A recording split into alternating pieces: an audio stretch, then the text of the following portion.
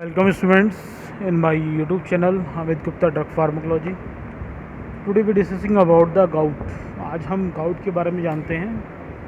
gout क्या है, क्या डिसऑर्डर है, क्या इसके पैथोफिजियोलॉजी है, क्या इसके सिम्टम्स होंगे. gout को बेसिकली आप सब लोग हम आम भाषा में इसे गठिया कहते हैं. गठिया नाम से आपने सुना भी होगा. और gout आप लोगों ने यही पता होगा कि gout क्यों बढ़ता है, क्योंकि हमारा जो बॉडी में यूरिक एसिड लेवल जब ब्लड में बहुत ज़्यादा बढ़ जाता है, हाइपर यूरेसीमिया की कंडीशन होती है, तो that is condition responsible for the gout and ठीक है. तो ये कंडीशन होती है गाउट को रिस्पॉन्सिबल होती है. तो गाउट स्टार्ट करते हैं. Gout is a group of disorders all of which have a common features of a high concentration of uric acid in the plasma में आपका यूरिक एसिड कंसनट्रेशन काफ़ी बढ़ जाती है. This disorder including asymptomatic hyperuricaemia. ये disorder में 4 condition include होती है. पहला एसिम्प्टोमेटिक हाइपर यूरेसीमिया मतलब यूरिक एसिड लेवल आपके ब्लड में बढ़ चुका है लेकिन सिम्टम्स की भी ऑब्जर्व नहीं हो रहे हैं. दूसरे जो होते हैं वो होती है अक्यूट गाउटी आर्थराइटिस. थर्ड है इंट्रा आर्टियल गाउट. और फोर्थ इज टाइफस गाउट. फिर ठीक है, अब बात करते हैं clinical presentation sign of symptoms क्या क्या हो सकते हैं इसके. Gout is characterised by the hyperuricaemia, periodic attack of intense pains, inflammation of joints, deposition of monosodium crystals in different tissue and damage to the tissue due to the such deposits. ठीक है, gout क्या है. Gout में hyper यूरेसीमिया यानी कि blood के अंदर uric acid level बढ़ जाएगा. साथ में पीरियडिक अटैक होते हैं, बार बार समय समय पर पेन और इन्फ्लामेशन. जॉइंट पे बहुत तेज पेन होता है, इन्फ्लामेशन होता है. और क्यों होता है, क्योंकि जो जॉइंट्स हैं, जॉइंट्स में मोनोसोडियम यूरेट ये क्रिस्टल्स होते हैं, यूरिक एसिड के जो क्रिस्टल्स होते हैं वो डिपोजिट हो जाते हैं डिफरेंट टिश्यू पे और डैमेज करते हैं. डैमेज और टिश्यू को डैमेज करेंगे जिसकी वजह से इन्फ्लामेशन और पेन जनरेट होता है. Hyperuricaemia represent the uric acid concentration is more than 7 mg/ml in the serum. Hyperuricaemia वो कंडीशन है जिसमें यूरिक एसिड जो लेवल है हमारा 7 mg/ml से ज़्यादा हो जाता है प्लाज्मा के अंदर या सीरम के अंदर. In the initial phase of gout hyperuricaemia produce no symptoms.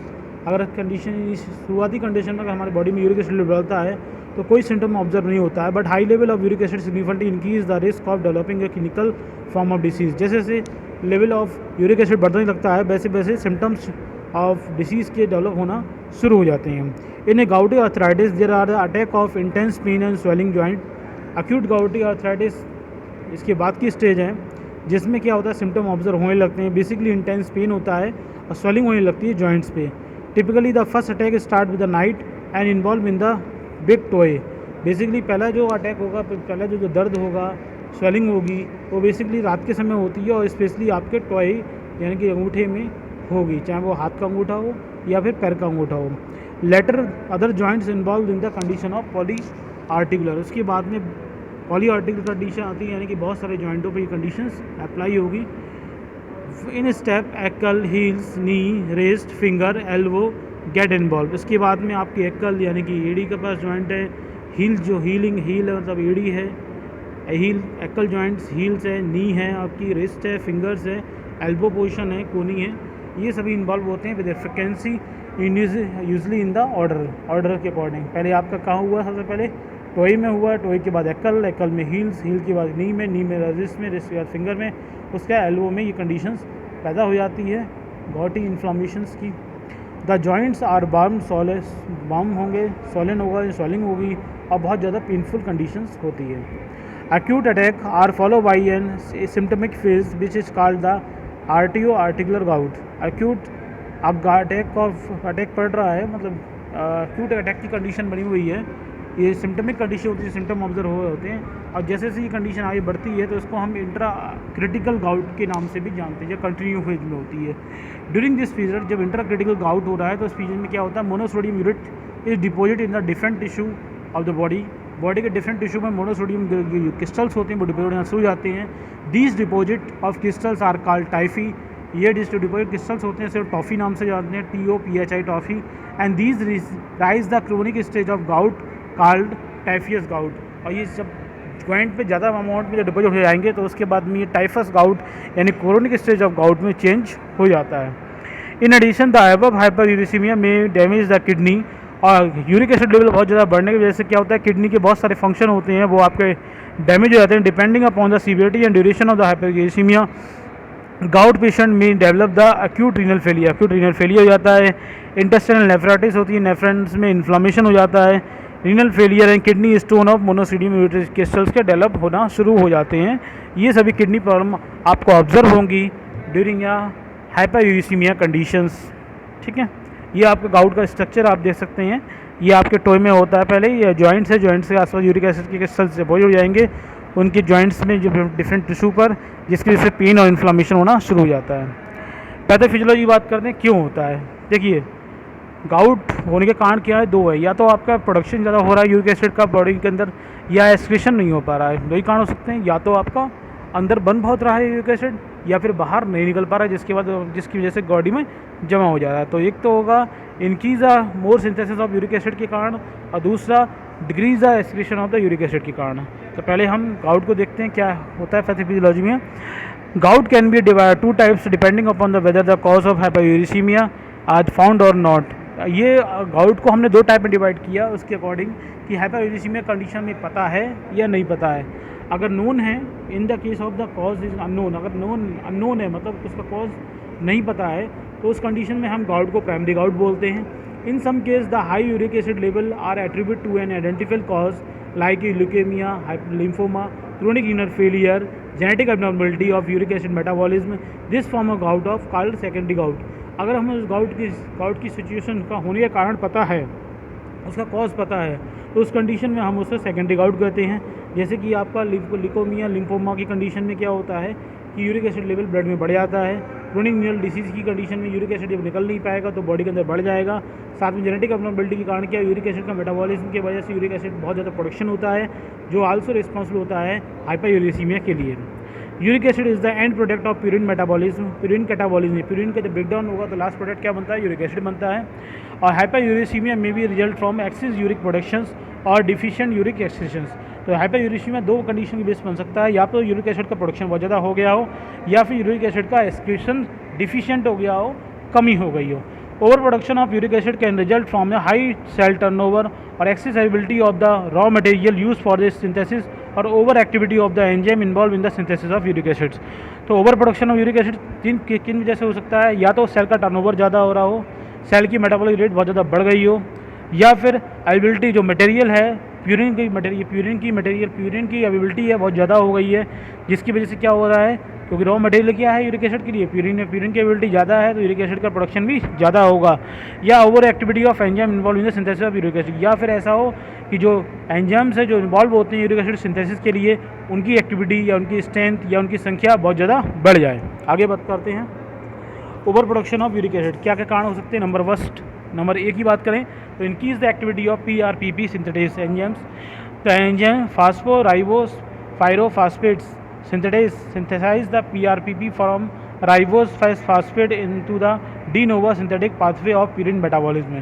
यानी प्यूरिन मेटाबॉलिज्म में क्या होता है कि ये PRPP सिंथेटेज एंजाइम होता है, ये राइबोस फास्फेट में कोई सिंथेसिस करता है, और ये राइबोस फास्फेट की सिंथेसिस करेगा during the pathway of purine metabolism, जिसकी वजह से क्या होता है high concentration of PRPP activate हो जाते हैं।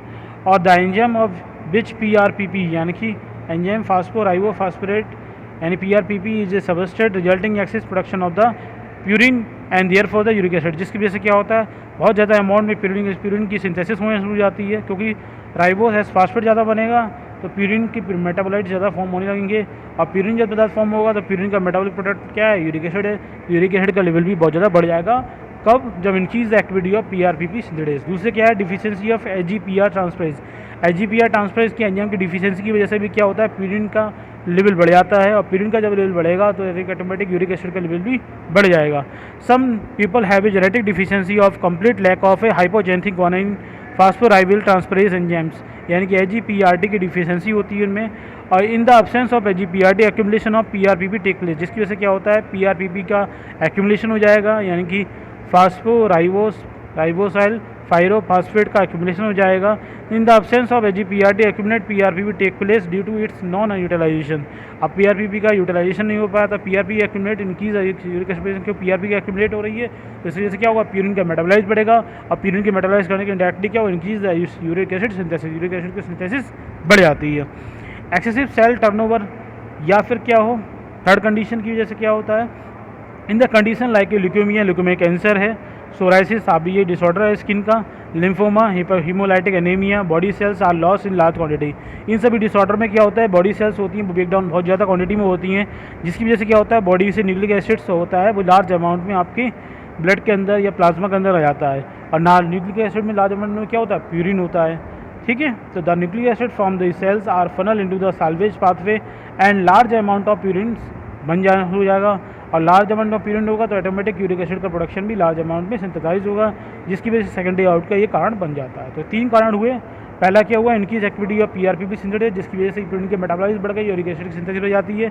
दूसरा क्या, डिफिशियंसी ऑफ एजीपीआरटी ट्रांसफर, एजीपीआरटी ट्रांसफर की डिफिशियंसी होने की वजह से पाथवे जो होता है वो पीआरपीपी सिंथेसिस का फॉलो करना पड़ता है, जिसकी वजह से प्यूरिन की सिंथेसिस हो ज़्यादा, और प्यूरिन की सिंथेसिस होने की वजह से प्यूरिन के मेटाबॉलाइज लास्ट प्रोडक्ट क्या, यूरिक एसिड है, यूरिक एसिड का लेवल भी बढ़ जाएगा। और last is the excessive cell turnover, जब सेल का ब्रेकडाउन ज़्यादा हो रहा है तो न्यूक्लिक एसिड ज़्यादा रिलीज होगा। न्यूक्लिक एसिड में क्या है, प्यूरिन प्रेजेंट है, और प्यूरिन जब ज़्यादा निकल रहा है तो प्यूरिन लास्ट में किसमें चेंज होगा, यूरिक एसिड के अंदर, ठीक। तो ये जो आपके सभी कारण हुए over production of uric acid. दूसरा क्या है, under excretion of uric acid, uric acid का एक्सक्रीशन कम क्या हो जाएगा। 2 कारण है, या तो change of the volume of the pH urine, या तो यूरिन की पीएच चेंज हो जाए, या disturbance of uric acid handling by kidney. तो पहली बात करते हैं changing of volume and pH of urine.